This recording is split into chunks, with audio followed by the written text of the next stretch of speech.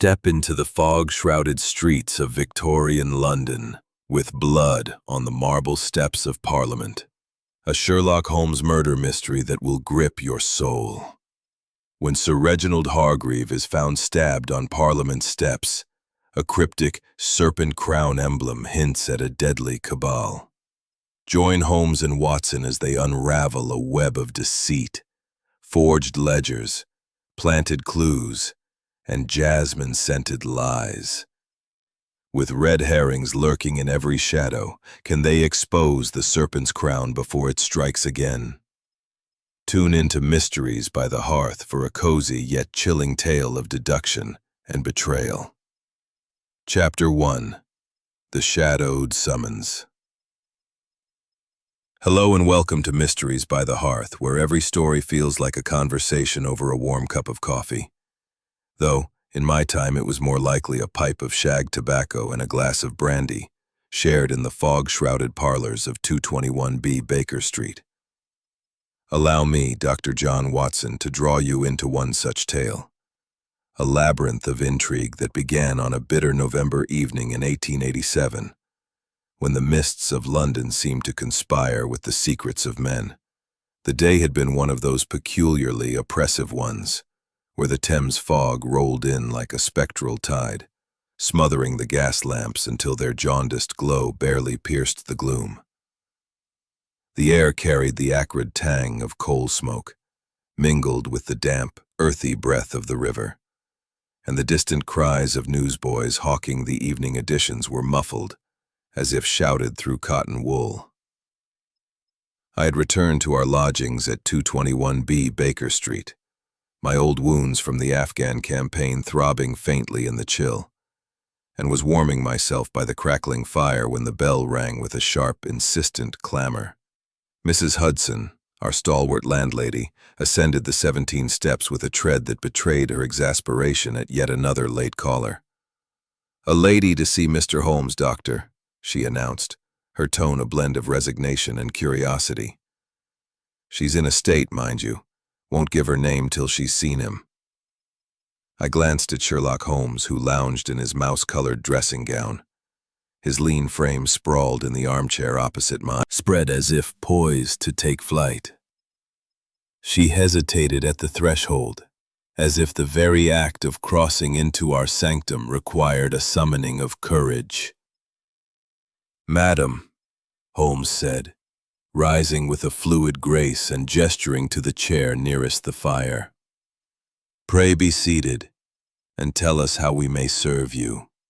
She sank into the chair, her movements delicate but deliberate, and lifted her veil to reveal a face both striking and haunted.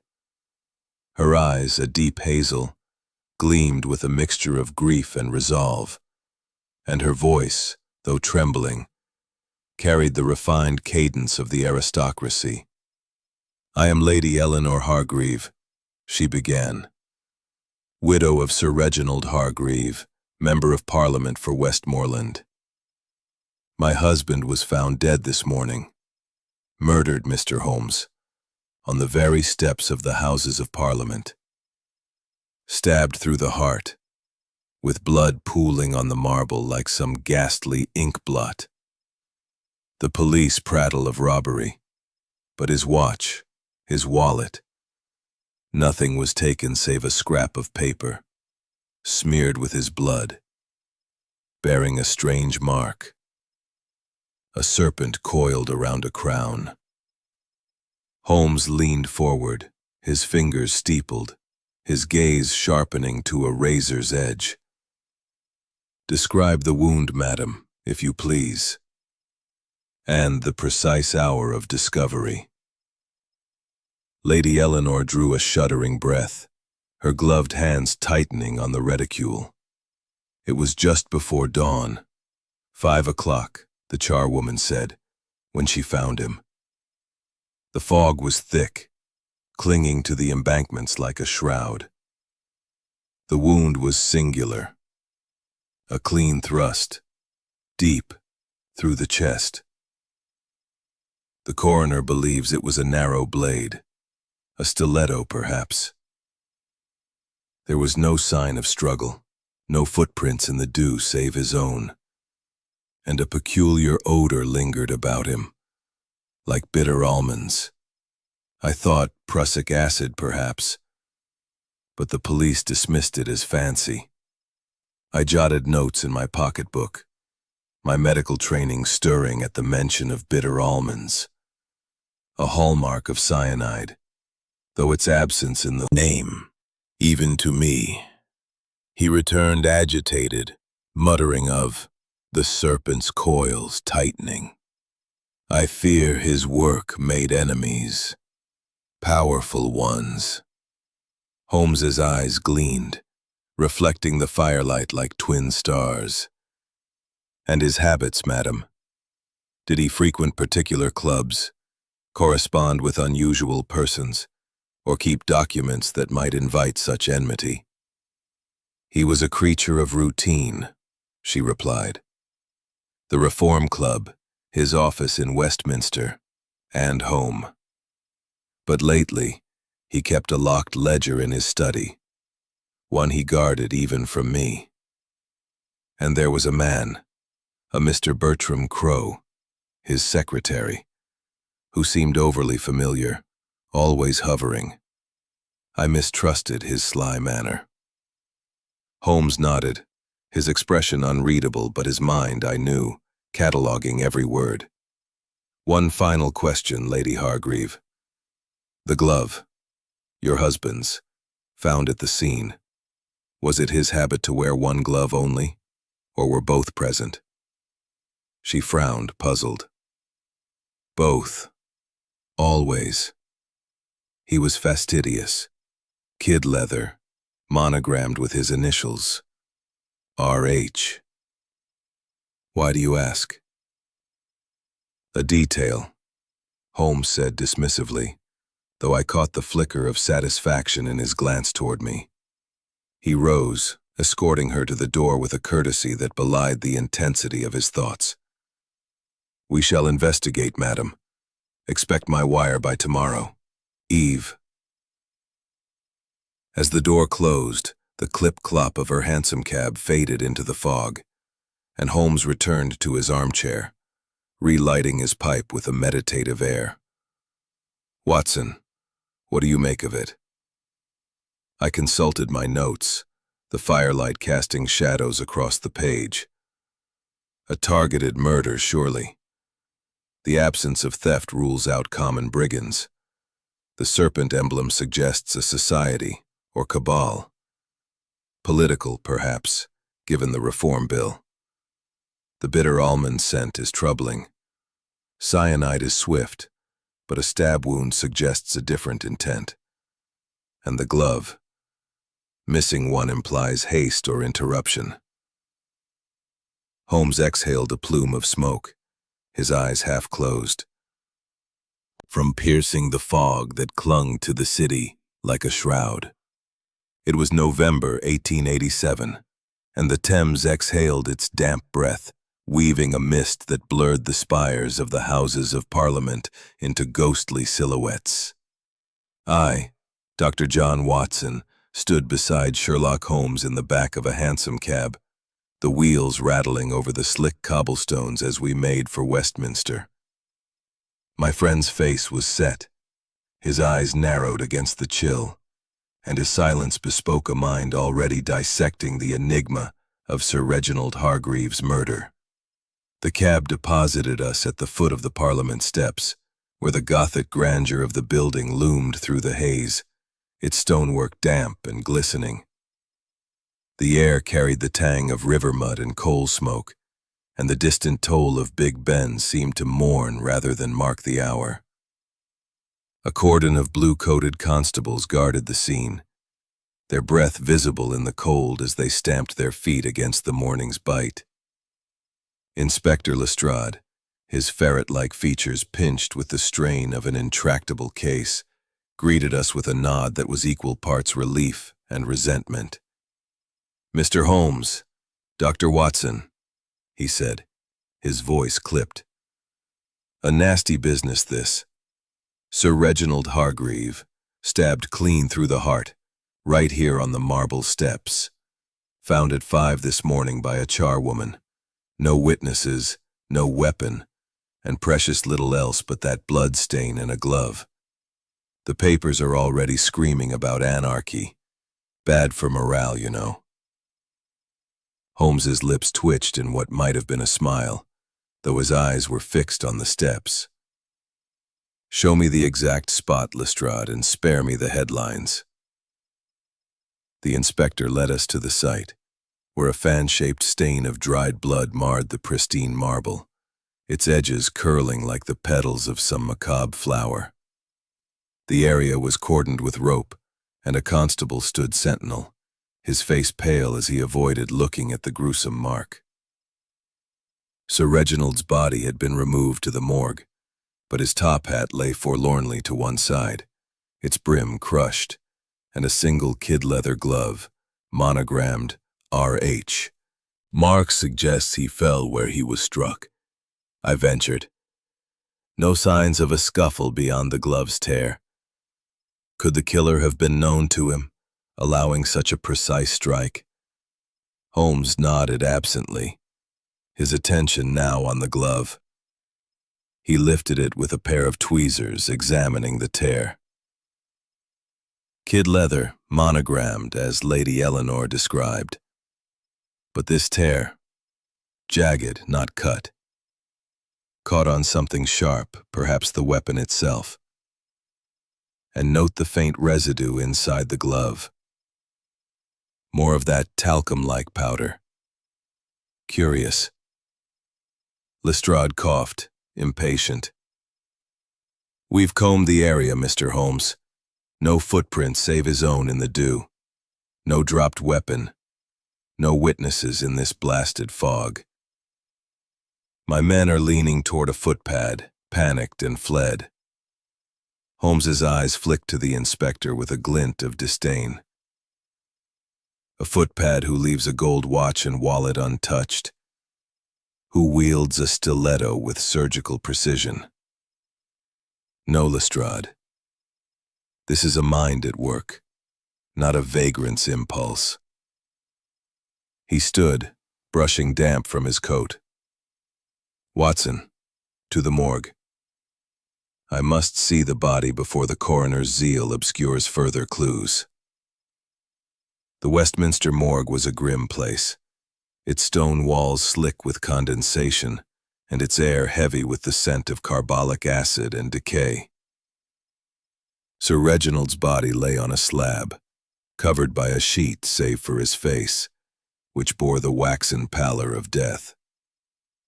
His expression was oddly serene, as if surprised by his end.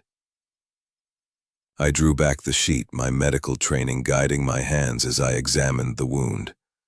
A single, deep puncture through the sternum, the edges clean but slightly bruised, suggesting force. The heart had been pierced, death instantaneous. Yet a faint mark on his neck caught my eye, a thin purplish line, like a garrote briefly applied, but not tightened to kill. Cyanide, I mused, recalling Lady Eleanor's mention of a bitter almond odor. The scent she described. Prussic acid, perhaps? Glass.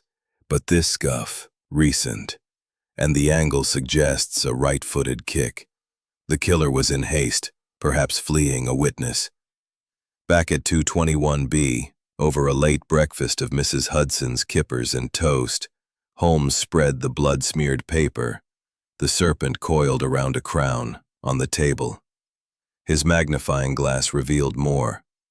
Faint indentations, as if the paper had been pressed beneath another sheet during writing. A cipher, Watson, or a ledger mark. The serpent and crown suggest a society. Imperialist, perhaps, given Sir Reginald's bill. We must trace its origin. I sipped my tea, the warmth a faint comfort against the case's chill. The bill threatened railway magnates, Lady Eleanor said. Could a rival like Lord Blackwood be involved? Or this Secretary Crow she mistrusted?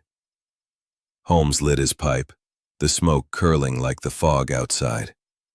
Possibilities, not certainties. Blackwood's wealth rides on colonial railways. The bill would clip his wings.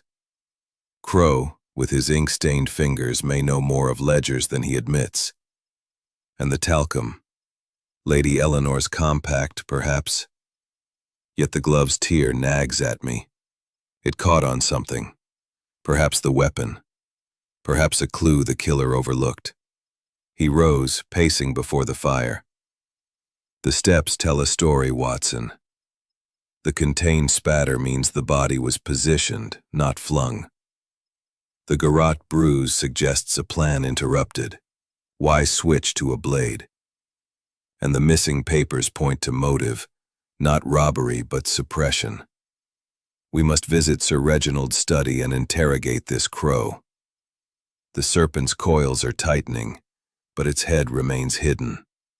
As we prepared to depart, the fog pressed thicker against the windows, muffling the cries of a newsboy below. MP murdered. Blood on Parliament steps. I felt a shiver, not from cold but from the weight of secrets yet unveiled. Holmes, donning his deerstalker, seemed almost to relish the challenge, his eyes alight with the hunt. Chapter 3. Whispers in Westminster. The fog of that November morning in 1887 hung over London like a conspirator's cloak, muffling sound and sight, where gas sconces cast flickering shadows like specters of Disraeli and Gladstone. I sensed we were stepping into a den of intrigue, where every whisper could be a clue, or a lie.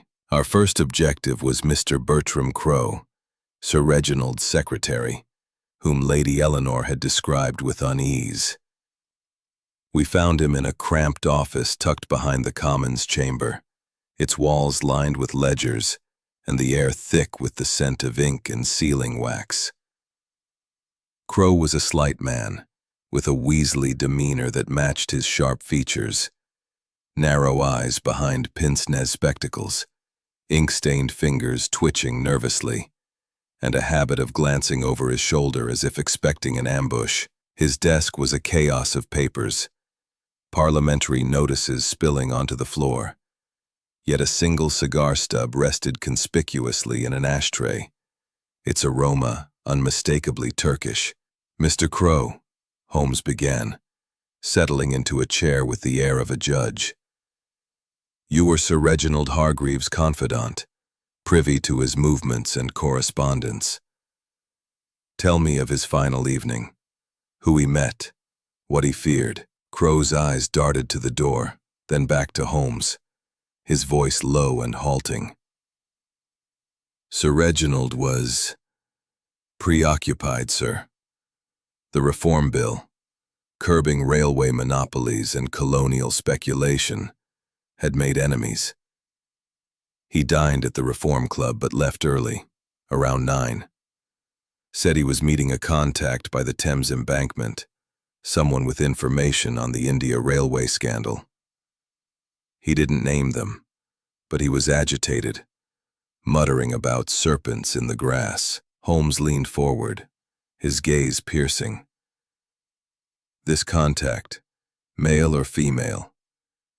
And what of Lord Blackwood, the railway magnate?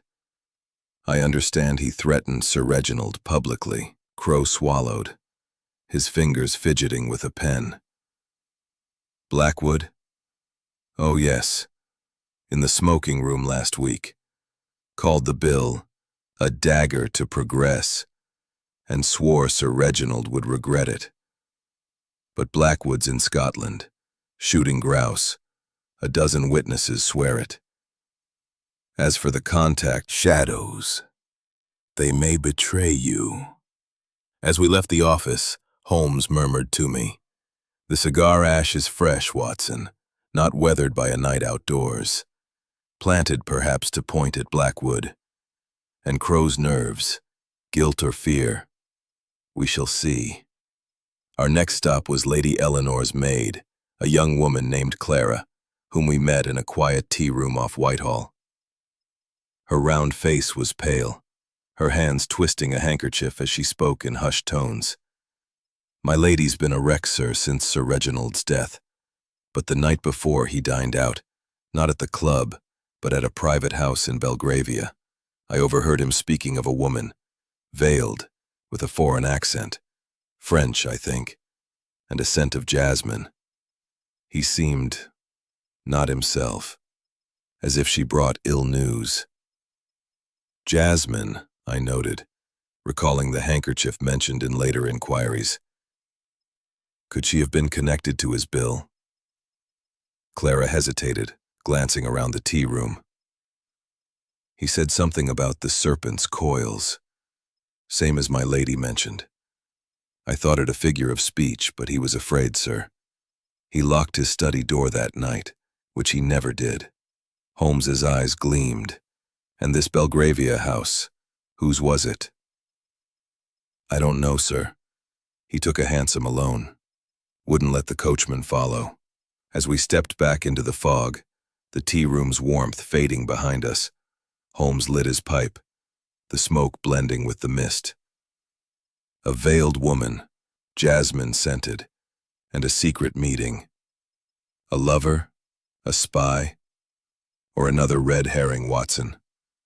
The cigar ash points to Blackwood, but its freshness screams misdirection. And Crow, his ink-stained fingers suggest he handles more than parliamentary notices.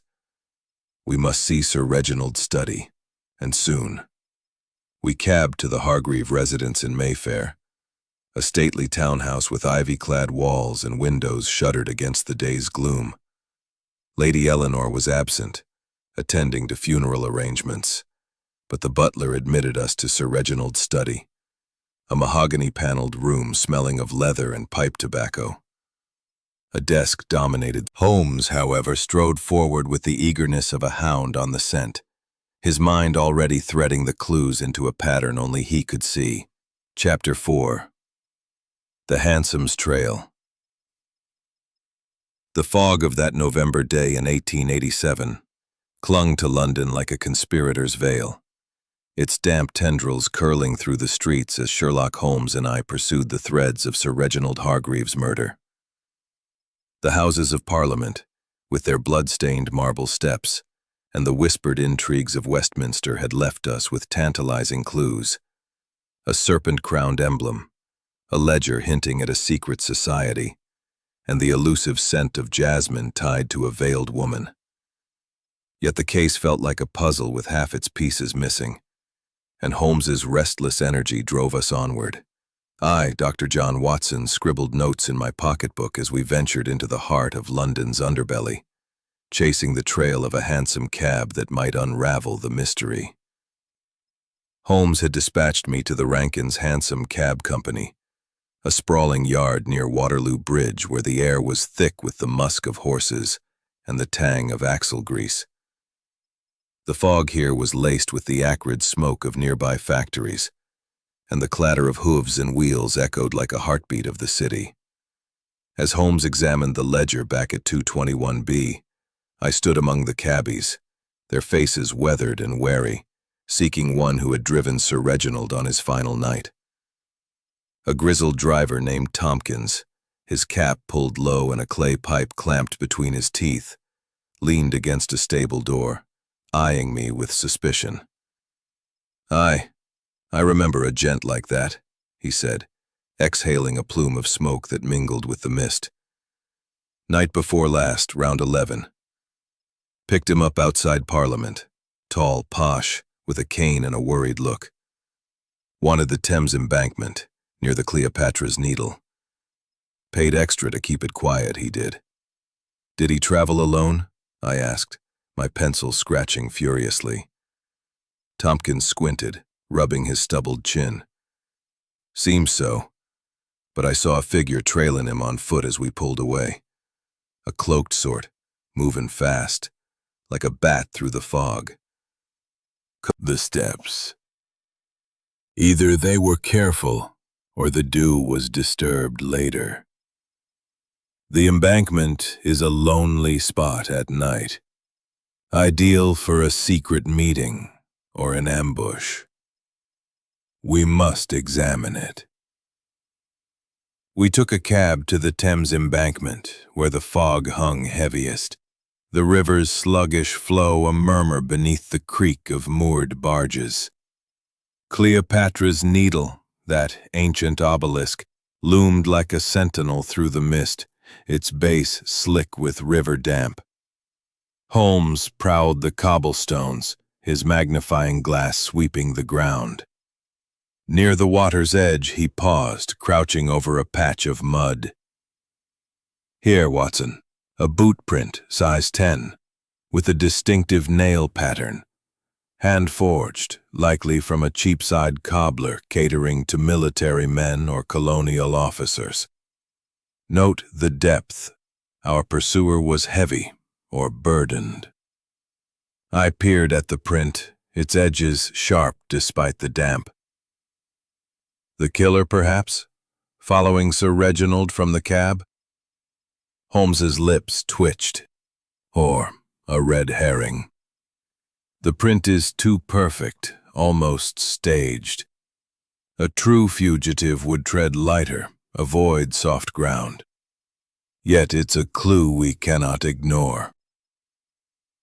As we searched further, Holmes's lens caught a glint in the mud, a brass button engraved with a faint anchor motif, half buried near the print.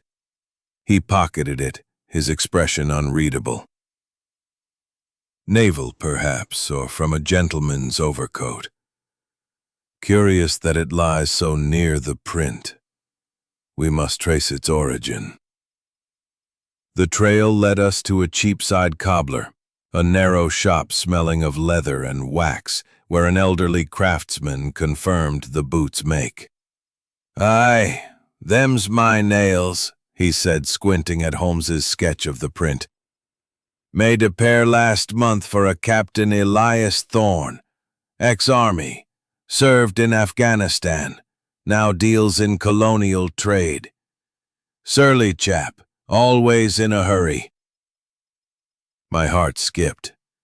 Afghanistan. A connection to my own service, and a name that stirred a vague memory. Thorne, boots. Then to a coat hanging on the wall, missing a button. Its hem stained with river mud. "Your boots tell a different tale, Captain. And this button, yours, I presume." Thorne's face darkened, but he recovered quickly. "Lost it weeks ago.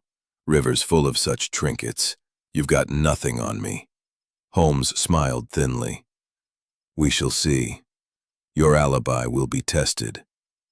As we left, Holmes murmured, "The button matches, but the mud on his coat is too fresh. Applied after the fact, perhaps. A planted clue, Watson, like the cigar ash in Crow's office. Someone wishes us to chase Thorne." Back at 221B, over a late supper of cold beef and claret, Holmes spread his findings on the table. The ledger, the serpent-crowned paper, the button, and a sketch of the boot print. "The embankment meeting was no coincidence," he said. Sir Reginald went to meet his contact, perhaps the jasmine-scented woman, but was followed. The boot print and button suggest Thorne, but their clarity smells of misdirection.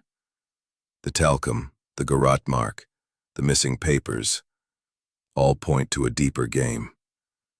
We must find this woman and revisit Crow's lies. I sipped my claret, the fire's warmth a faint bulwark against the fog outside. The serpent's crown.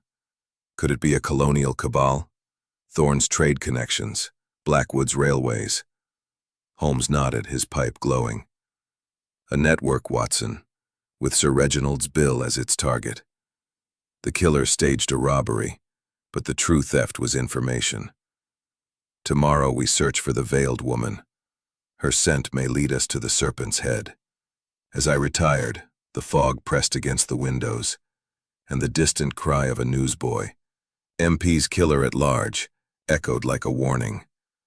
The trail was growing warmer, but the shadows deeper, and I wondered what secrets the Thames would yield next. Chapter 5. The Ciphered Ledger.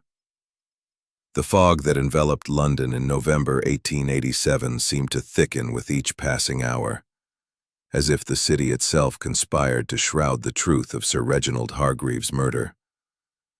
I, Dr. John Watson, sat in the familiar confine paper, its ink and talcum residue hinting at secrets, and the brass button, its anchor motif a possible link to Thorn. Yet Holmes's focus was now on the scrap, his fingers tracing the faint indentations beneath the bloodstains. "Watson," he said, his voice low and vibrant with discovery. "This is no mere emblem. It's a cipher. A visionnaire, I suspect, given the irregular letter spacing. The key is short, likely a word tied to Sir Reginald's work. Let us test empire, given the colonial undertones of his reform bill." He produced a cipher wheel from his desk, its brass rings glinting in the firelight, and set to work. I watched, marveling at the speed of his calculations, as he aligned letters and scribbled results. Within minutes he leaned back, a triumphant gleam in his eyes. As I thought, the scrap decodes to a ledger entry. SC. Payment 5,000, India Rail.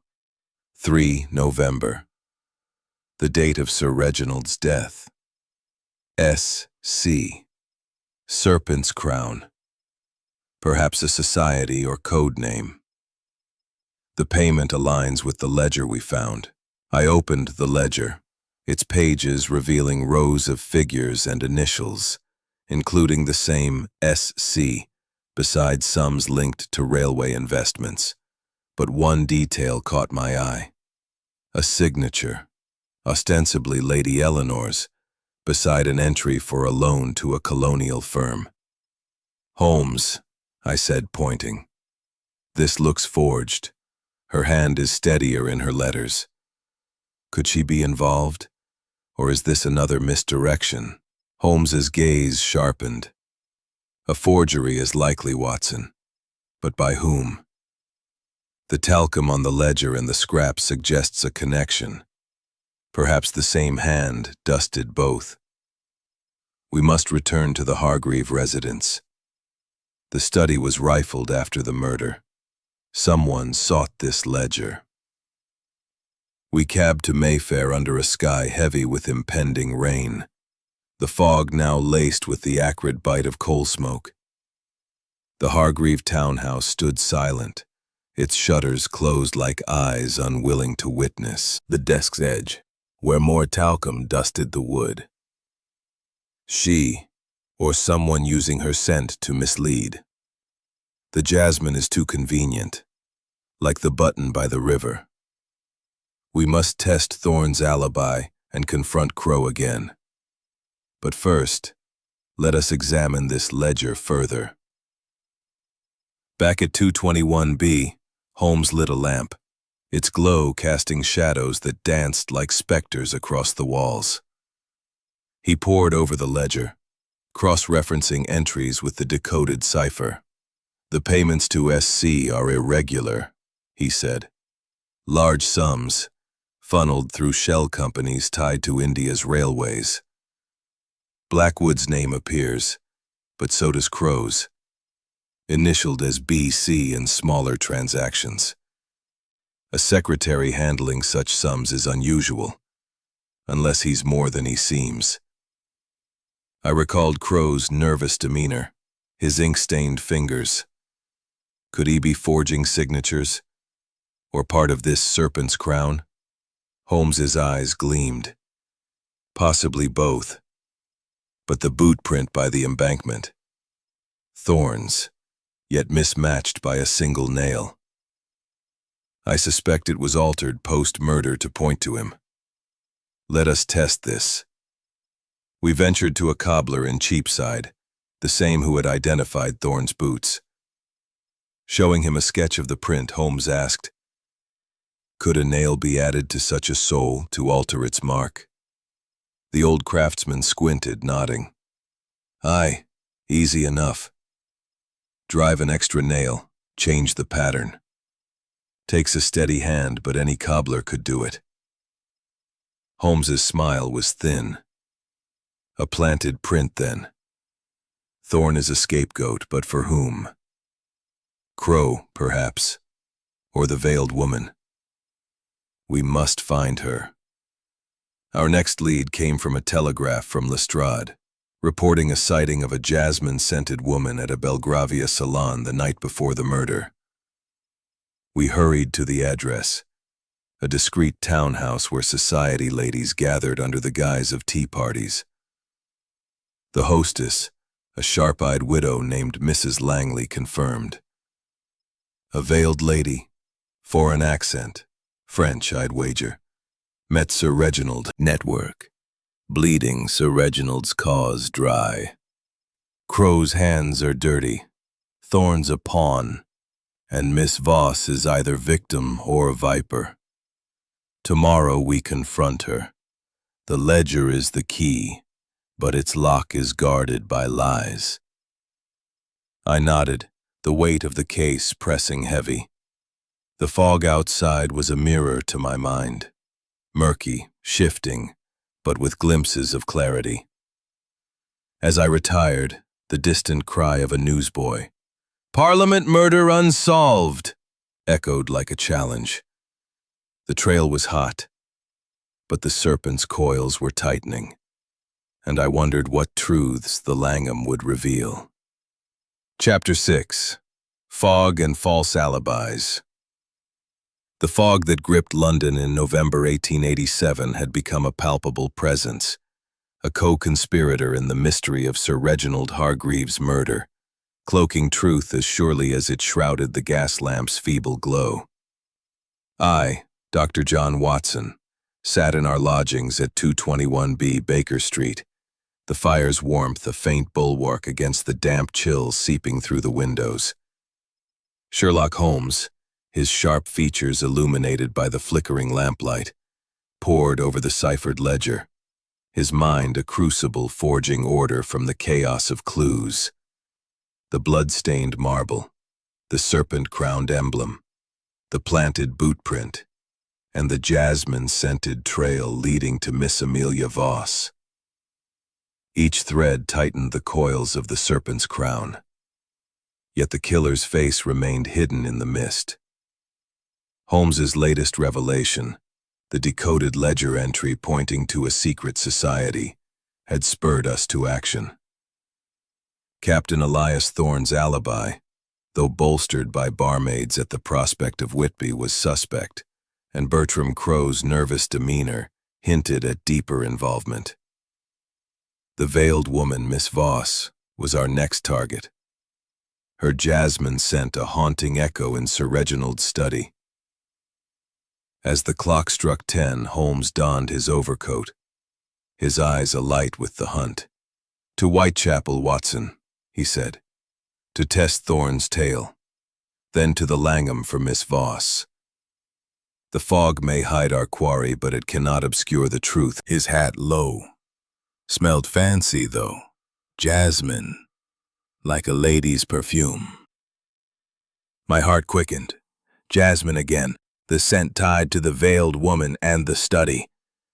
Holmes's expression remained impassive, but his fingers twitched, a sign of rising excitement. "And Thorne's coat, did it lack a button?" The barmaid frowned, then nodded. "Come to think of it, yes, one missing, right at the hem. Muddy, too, like he'd been traipsing by the river." We thanked her and stepped back into the fog, Holmes's mind clearly racing. "Thorne's alibi holds, Watson, but the jasmine-scented companion complicates matters. A man, cloaked, yet perfumed like Miss Voss. Either she was there, or someone uses her scent to mislead. The missing button aligns with our embankment find, but its freshness suggests planting. We must see Thorne again." We found him in his Whitechapel lodging, the same cramped room reeking of whiskey and despair. Thorne, bleary-eyed, sneered as we entered. "Back to hound me, Holmes? I told you. I was at the Whitby. Barmaids confirmed it." Holmes's gaze flicked to a coat on the wall, its hem muddy and missing a button. "Indeed, Captain. But your companion, jasmine-scented, cloaked, interests me. And this—" He produced a handkerchief from his pocket, one he'd palmed during our last visit, embroidered with a faint A.V. and redolent of jasmine. "Yours, I presume?" Thorne's face paled, his bravado crumbling. That's from a lady friend, not mine. I swear I didn't kill Hargreave." Holmes's smile was cold. "Your lady friend, Captain, may be more dangerous than you know. Where did you get this?" Thorne slumped, defeated. "A gift. From a woman I met at the Langham. She said her name was Amelia. Didn't see her face. Veiled, always veiled. She asked about Hargreave, his bill. I told her what I knew, old grudges, nothing more." Holmes pocketed the handkerchief, his eyes narrowing. She held her ground. "I met Sir Reginald, yes, to share evidence of railway bribes, documents I've since hidden. His study? I never entered it. As for Thorne, I approached him for information on Hargreave's enemies. The handkerchief was a gift, to gain his trust. Someone is using my name, my scent, to frame me."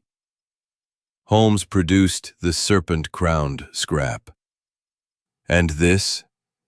You know of the serpent's crown?" She hesitated, then nodded. "A rumor, a cabal of imperialists, Blackwood among them, who profit from colonial exploitation. Sir Reginald feared they'd kill to stop his bill. I gave him a ciphered note, warning him. But I swear I know no more." Holmes's expression betrayed nothing, but I sensed he believed her, at least partially. "Your cipher matches the ledger, Miss Voss. But the talcum on it, Lady Eleanor's perhaps? Or another's?" She shook her head. "I use no such powder. Someone else was there." As we left, Holmes murmured, "She speaks truth, Watson, but not all of it. Her scent is no coincidence, yet she's no killer. The talcum points elsewhere, Crow perhaps, or Lady Eleanor herself." Back at 221B, Lestrade's telegraph awaited. Lord Blackwood, arrested on the cigar ash evidence, was protesting his innocence from Scotland. Holmes scoffed. "The ash is too pristine, Watson, unweathered by the fog. Planted like the button and boot print. Crow's hands are dirtier than we thought. Tomorrow we confront him." I sat by the fire, my notebook filled with contradictions. Thorne's alibi, Voss's sincerity, Crow's lies, and the ever-present talcum. The fog outside pressed against the panes, a mirror to the case's murk. Holmes, lighting his pipe, seemed almost serene, his mind threading the clues into a pattern I could not yet see. "Watson," he said, exhaling a plume of smoke, "the serpent's crown is a web, and Crow is a spider spinning false threads. The jasmine scent is a mask, the talcum a slip. Tomorrow, ledger only deepened the mystery." Now, as the clock neared midnight, Holmes's eyes gleamed with the intensity of a hunter closing in on his quarry. "Watson," he said, his voice low and vibrant, "the serpent's crown is no mere symbol. It's a cabal, and its threads converge on Crow. His ink-stained fingers and evasive tongue betray him. But Miss Voss's role, ally or decoy, remains unclear. We must unravel this web tonight." The fog outside was impenetrable, a pea souper that muffled the clatter of hansoms and the distant cries of newsboys. Holmes, donning his overcoat, led us into the night. Our destination, the Reform Club, where Crow was known to linger after hours. The club's oak-paneled halls, lit by gas chandeliers, buzzed with the low murmur of MPs and magnates, their cigar smoke curling like specters in the dim light. Crow was in a corner, hunched over a brandy, his pince-nez glinting as he glanced nervously about. "Mr. Crow," Holmes said, sliding into the seat opposite, his tone deceptively genial. "Your employer's ledger paints you as more than a secretary. Payments to SC, Serpent's Crown, I presume, bear your initials. Care to explain?" Crow's hand trembled, spilling brandy.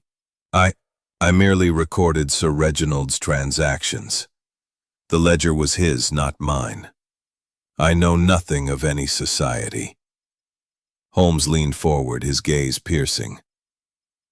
"Your fingers, Mr. Crow, are stained with the same ink as the ciphered scrap. And the talcum on the ledger, stolen from Lady Eleanor's compact, perhaps. You were in the study post-murder, rifling for secrets." Crow's face paled, his voice a whisper. "I swear, I only checked his papers for the bill. Sir Reginald asked me to protect it. The talcum, I don't know how it got there." Holmes's smile was cold. "A poor lie, sir. Your nerves betray you. And this." He produced a playbill from his pocket, obtained from a contact. "Theatrical touch," Holmes said, pacing before the fire. "The killer staged a robbery, but the true theft was the Reform Bill papers. The pig's blood, a scarlet herring meant to inflame the press and distract us." I frowned, my notebook open. Pig's blood, from a butcher perhaps near Parliament. And Crow, could he have staged it? Holmes nodded. "Possibly, but the talcum and jasmine suggest another hand. Miss Voss's scent lingers, yet she claims innocence. We must revisit her and trace the blood's source." We ventured to a butcher's shop near Westminster, its shutters closed but a faint light leaking through. The butcher, a burly man with blood-stained hands, confirmed selling a pail of pig's blood 2 days prior. "A gent in a cloak," he said. "Paid well, didn't give a name. Smelled odd, though, flowery, like jasmine." My pulse quickened. "The veiled woman again?" Holmes's eyes narrowed. "Or someone using her scent." The cloaked figure Tompkins saw trailing Sir Reginald matches this description. "We must confront Miss Voss." We cabbed to the Langham Hotel, the fog so dense the driver cursed the dim gas lamps. Miss Amelia Voss received us in her suite, her dark eyes wary but resolute. The jasmine scent was fainter now, as if deliberately subdued. "Mr. Holmes," she said, "I've told you all I know. I met Sir Reginald to aid his bill, not to harm him." Holmes produced the playbill and the cipher scrap, laying them before her. "The ink matches, Miss Voss, and your scent, jasmine, was noted at a butcher's shop, procuring pig's blood used to stage the murder scene. Explain." Her face paled, but her voice held steady. "I bought no blood, nor visited a butcher. My brother Pierre, he's a disgraced clerk, once in Sir Reginald's employ. He blamed Sir Reginald for his ruin, a forged check scandal. He was at the Lyceum that night. I gave him my ticket to keep him from trouble. If he used my perfume, it was to frame me." Holmes's gaze softened, sensing truth. "You bought it for a prank, to smear his office door. Revenge, not murder. I was at the theater when he died. Holmes examined Pierre's coat. No missing buttons, but a faint trace of talcum on the cuffs. "You've been used, Mr. Voss," he said. "Your prank served another's purpose. Who knew of it?" Pierre's eyes darted. "Crow. He caught me near the study, warned me off. Said he'd tell Sir Reginald unless I paid him." Holmes's smile was grim. "Crow again. The spider spins a tighter web." Back at 221B, Holmes lit his pipe, the smoke curling like the fog outside.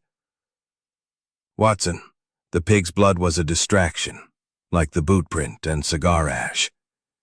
Pierre Voss is a pawn, his revenge exploited by Crow or another.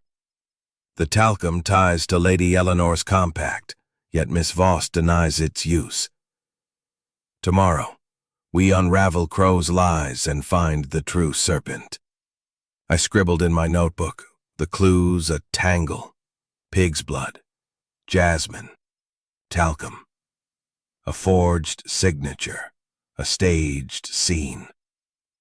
The fog pressed against the windows, a mirror to my confusion. Holmes, however, seemed almost serene, his mind weaving the threads into a pattern I could not yet grasp. As I retired, a newsboy's cry pierced the mist. "Murderer still free!" And I felt the case's weight.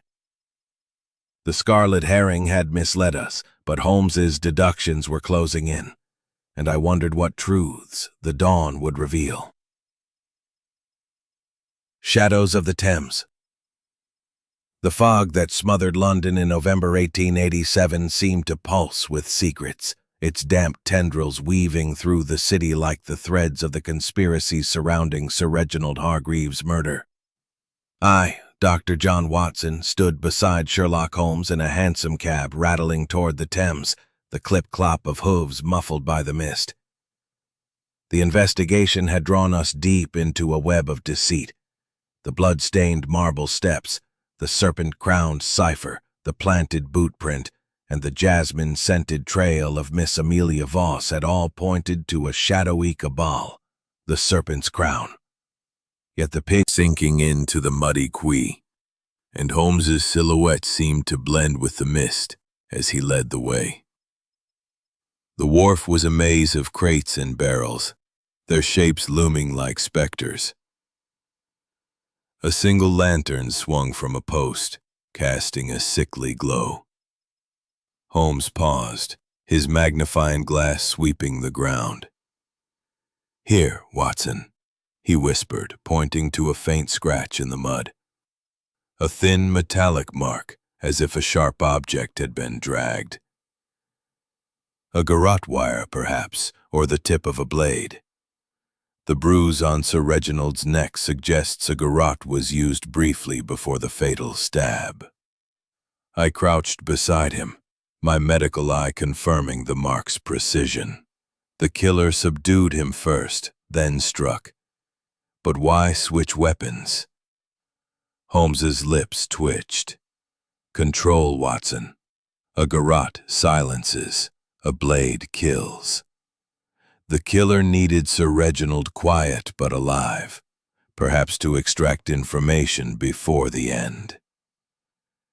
We crept toward a derelict warehouse, its windows boarded, the air inside thick with the musty scent of damp wood and spices.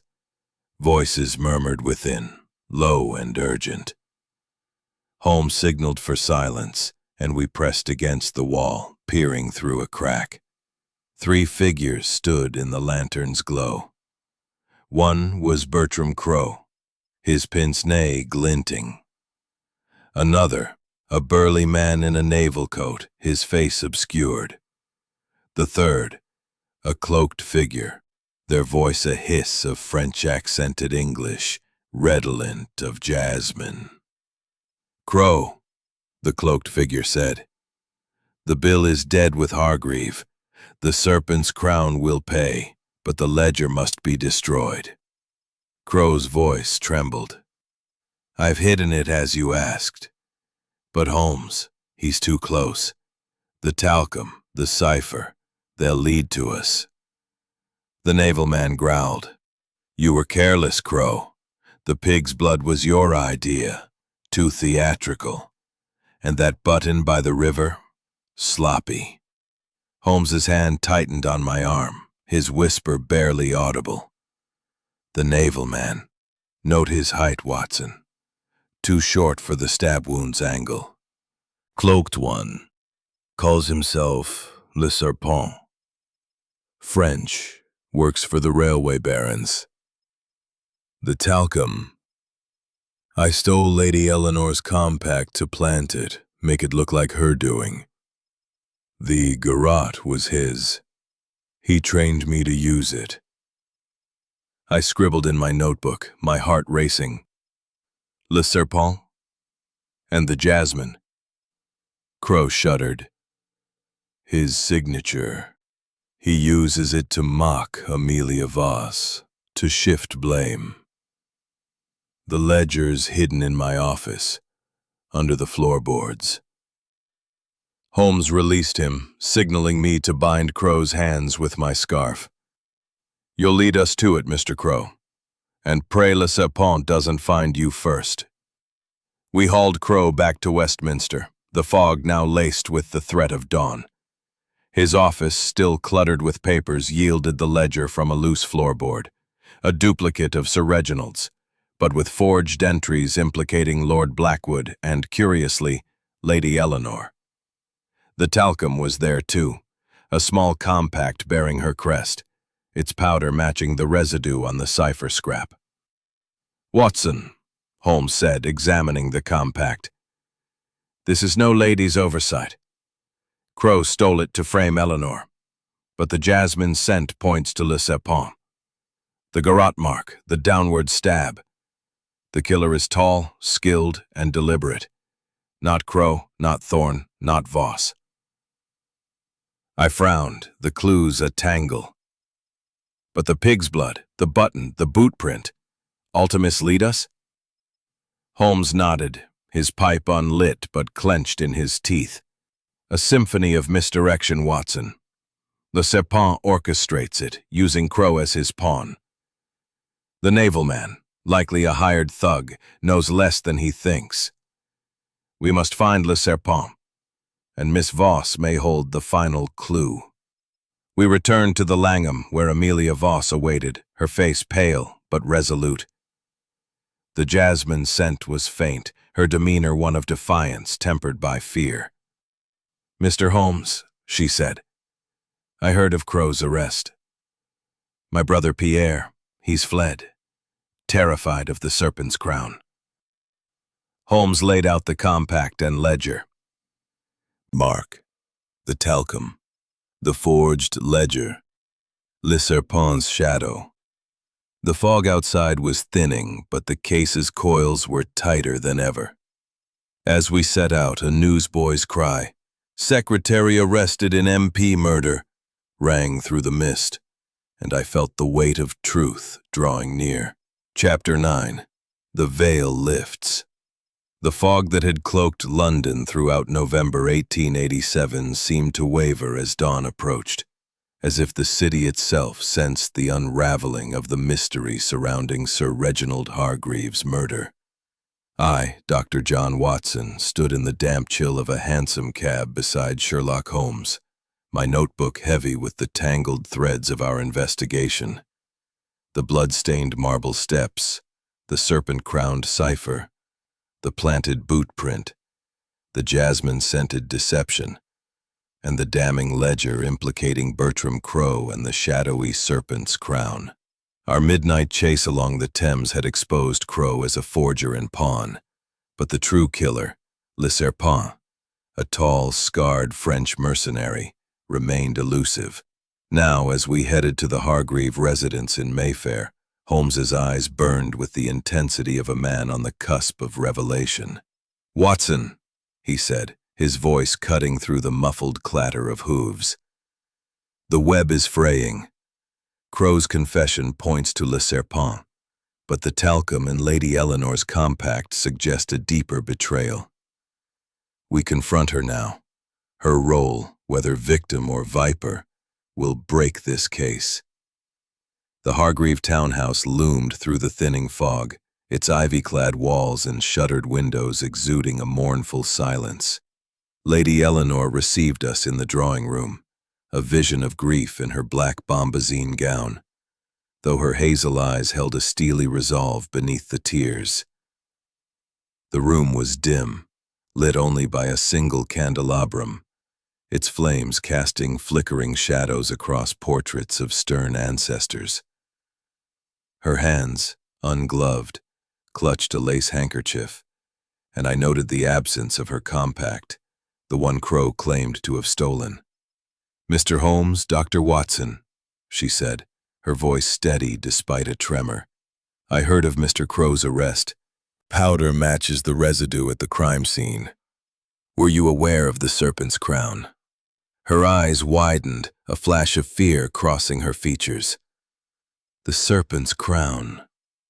Reginald mentioned it once. A cabal opposing his bill. He feared they'd kill to stop it. Railway barons, colonial speculators. But I swear I had no part in it.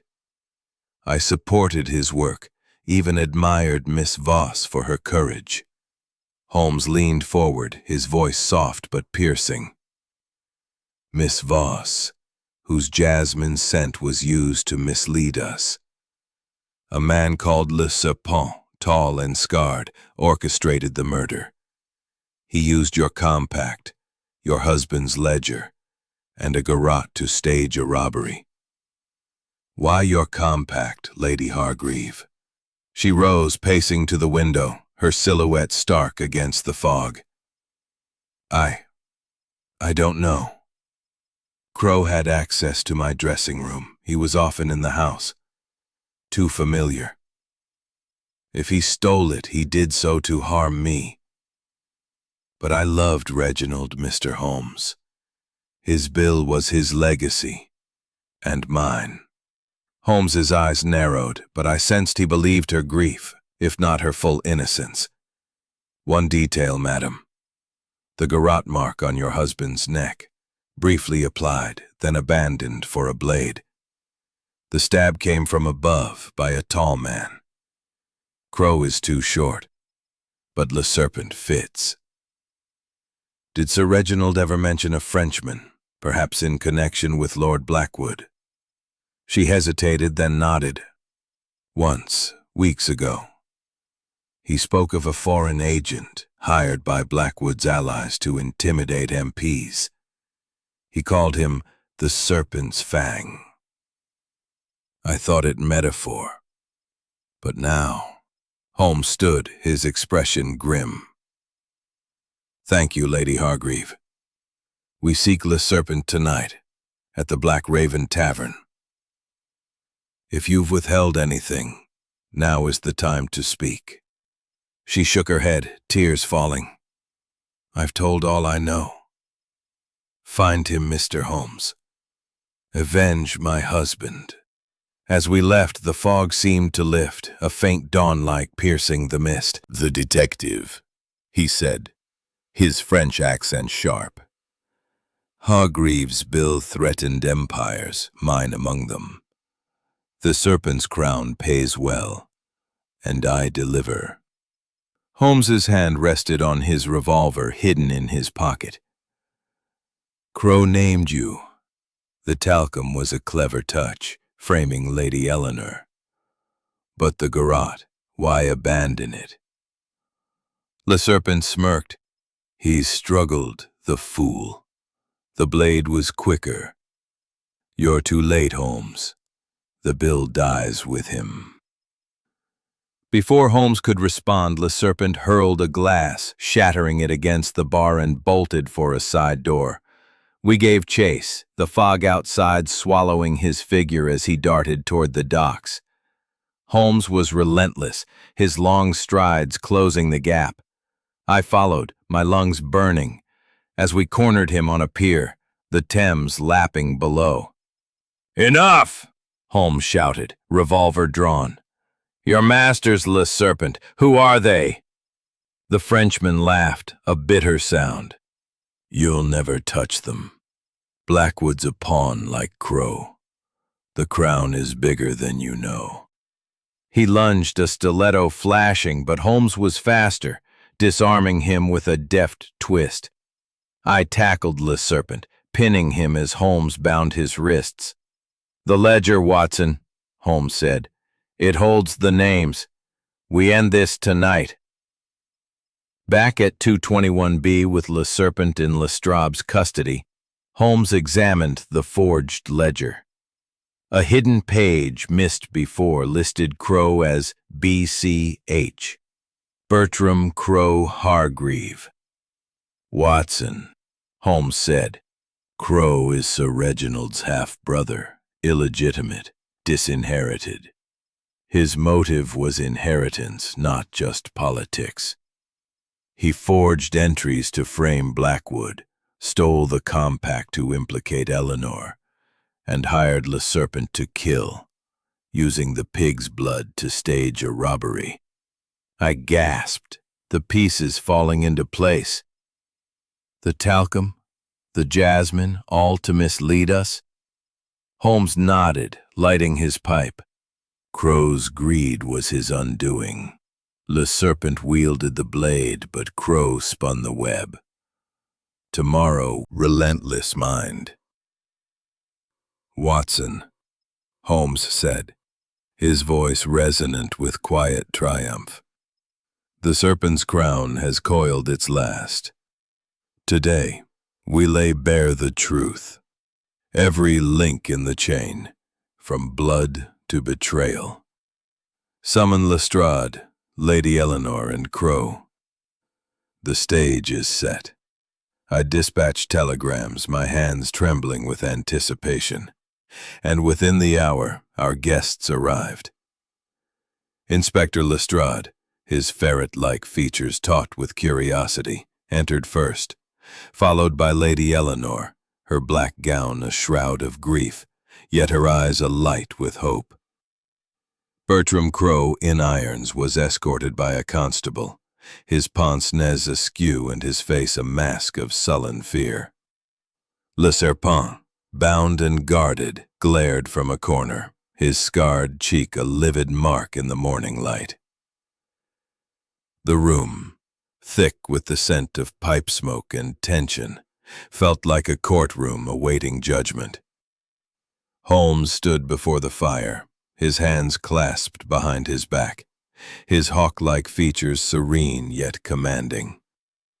Ladies and gentlemen, he began, his voice cutting through the silence. The murder of Sir Reginald Hargreave was no random act, but a tapestry of greed woven with threads of misdirection. Allow me to unravel it. He held up the blood-smeared scrap, its serpent-crowned emblem catching the light. This cipher, a visionaire keyed by Empire, pointed to a ledger entry. Payments to the Serpent's Crown, a cabal opposing Sir Reginald's reform bill. The bill threatened railway magnates and colonial speculators, men like Lord Blackwood, whose cigar ash was planted in Crow's office to mislead us. Lestrade shifted, skeptical. Planted? The ash matched Blackwood's brand. Holmes's smile was thin.